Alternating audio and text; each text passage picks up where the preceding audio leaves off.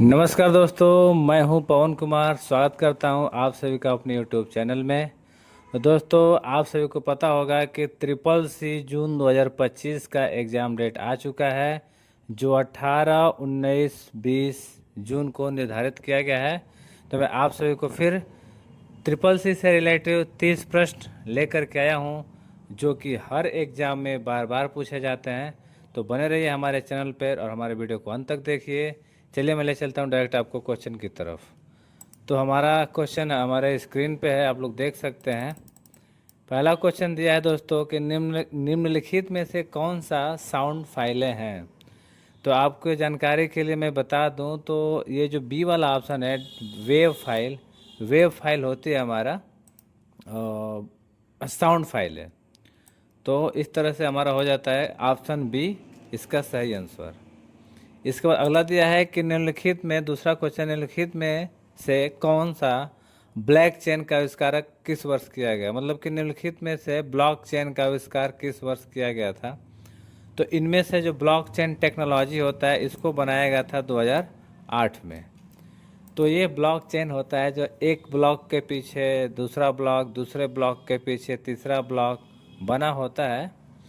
ये 2008 में इसका आविष्कार किया गया था। तीसरा इस क्वेश्चन पे चलते हैं। तीसरे क्वेश्चन में पूछा है कि एईपीएस निम्नलिखित में से कौन सा इनपुट ग्राहक के बैंक को निर्धारित करता है।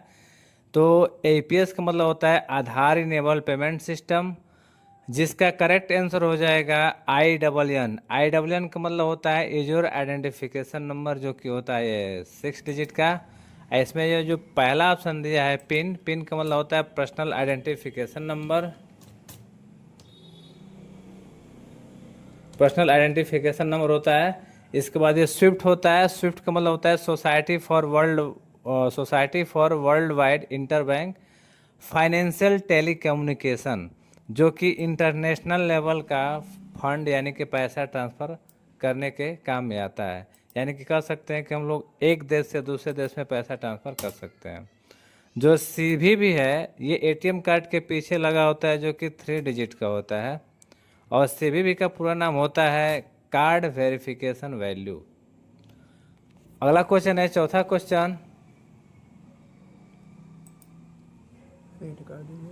और इसके बाद इसका करेक्ट आंसर हम ले लेते हैं यहाँ पे। ये हमारा हो जाएगा बी वाला। करेक्ट आंसर इसका बी वाला सही हो जाएगा। इसके बाद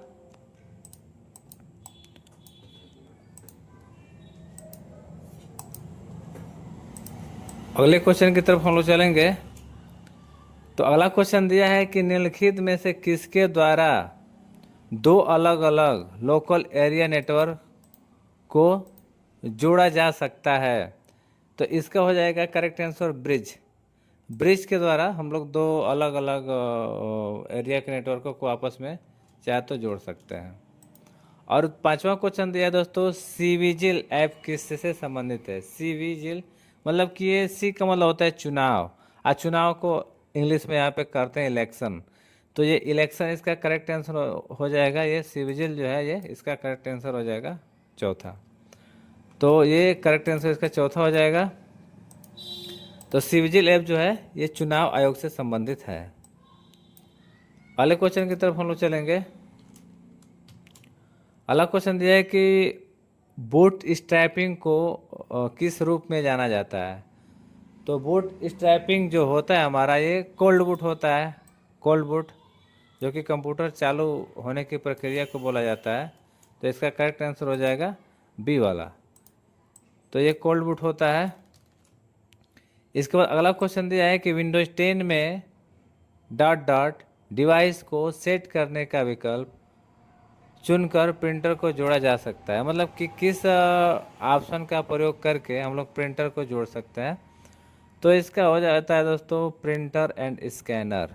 तो इसका पहला ही सही होगा, क्योंकि प्रिंटर स्कैनर का प्रयोग करके चाहे तो विंडोज 10 में हम लोग प्रिंटर को जोड़ सकते हैं।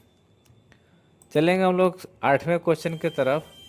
तो आठवें क्वेश्चन का आंसर बताने से पहले आपको मैं बता दूं, तो एक्सेल में A1 सेल में जाने का शॉर्टकट क्या होता है।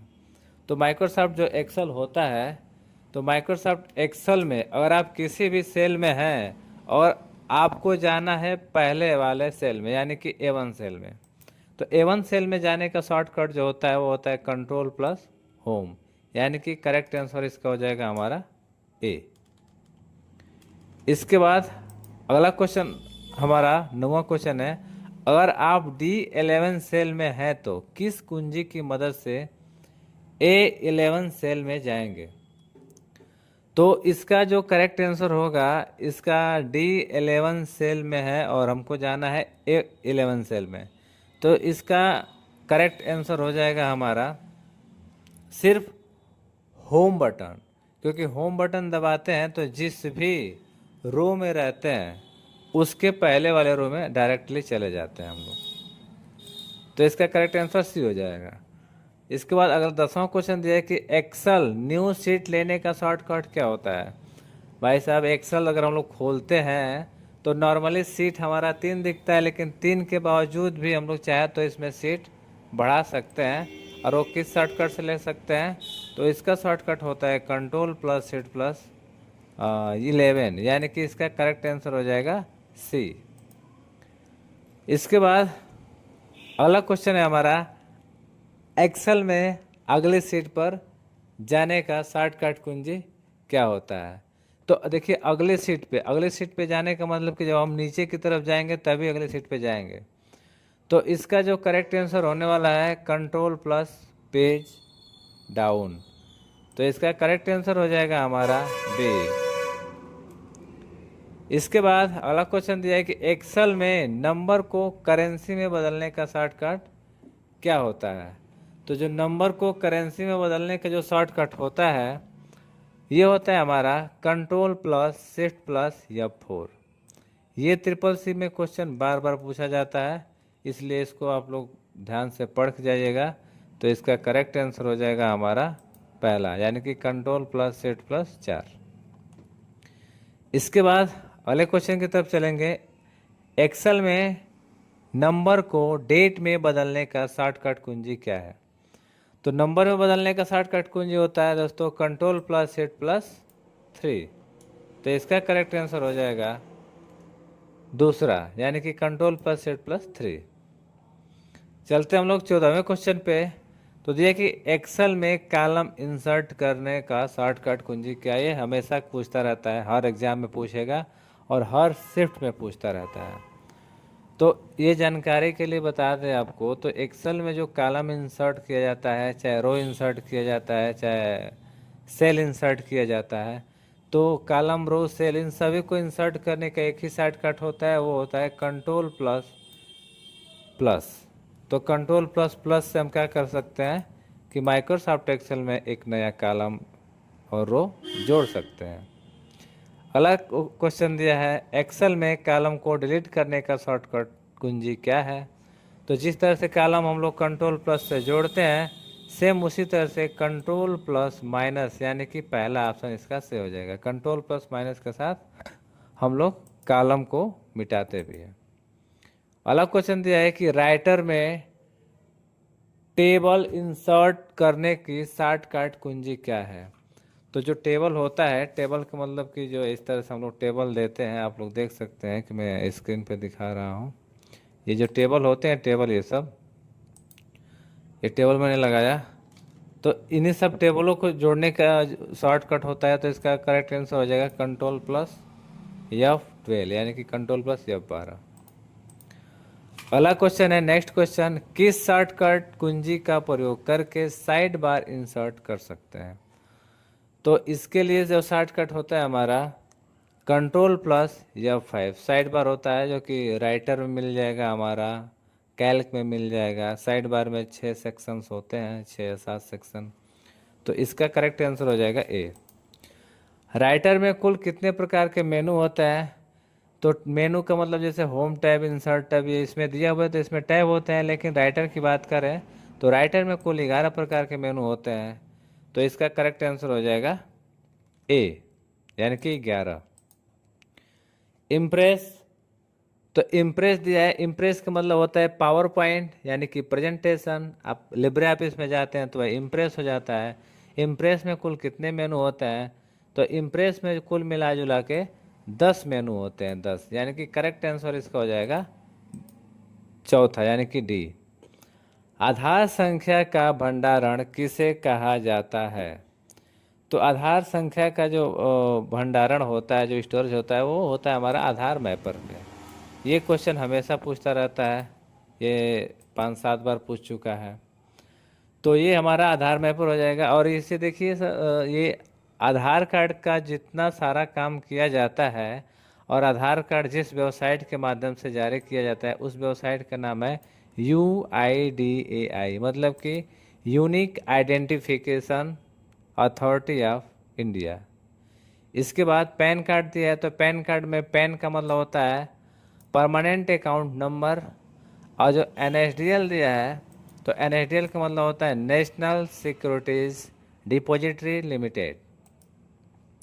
चलते हम लोग 21वें क्वेश्चन की तरफ। तो 21वां क्वेश्चन दिया है कि इम्प्रेस में मेल मर्ज ऑप्शन नहीं होता है। तो ये सही बात है कि इम्प्रेस में मेल मर्ज सुविधा नहीं दी गई होती है।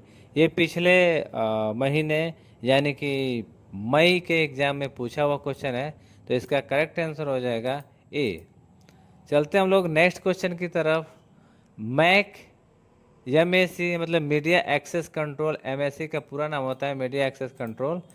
MAC यानी कि ये कितने बिट का होता है, तो ये होता है हमारा 48 बिट का, यानी कि इसका करेक्ट आंसर हो जाएगा ए। नेक्स्ट क्वेश्चन की तरफ हम लोग चलेंगे। इसमें दिया है 23वां क्वेश्चन।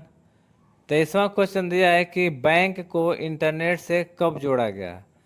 तो बैंक को इंटरनेट से जब दोस्तों जोड़ा गया तो वो है 1996 में। तो इसका करेक्ट आंसर हो जाएगा ए। अगले क्वेश्चन की तरफ चलेंगे हम लोग 24वें क्वेश्चन पे।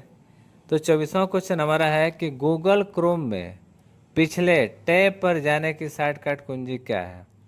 तो गूगल जो क्रोम होता है, हम लोग इंटरनेट चलाते हैं, उसमें जितने सारे टैब खुले होते हैं, तो पीछे वाले टैब पे जाना होता है, तो उसके लिए हम लोग प्रेस करते हैं Ctrl+Shift+Tab, यानी कि करेक्ट आंसर हो जाएगा हमारा ए।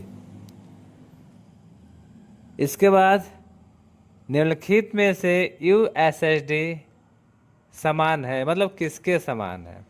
तो USSD का पूरा नाम मैंने पिछले वीडियो में ही बताया था। USSD का मतलब होता है अनस्ट्रक्चर्ड सप्लीमेंट्री सर्विस डाटा। और USSD के लिए जो कोड होता है *99 है, यानी कि ये वाला।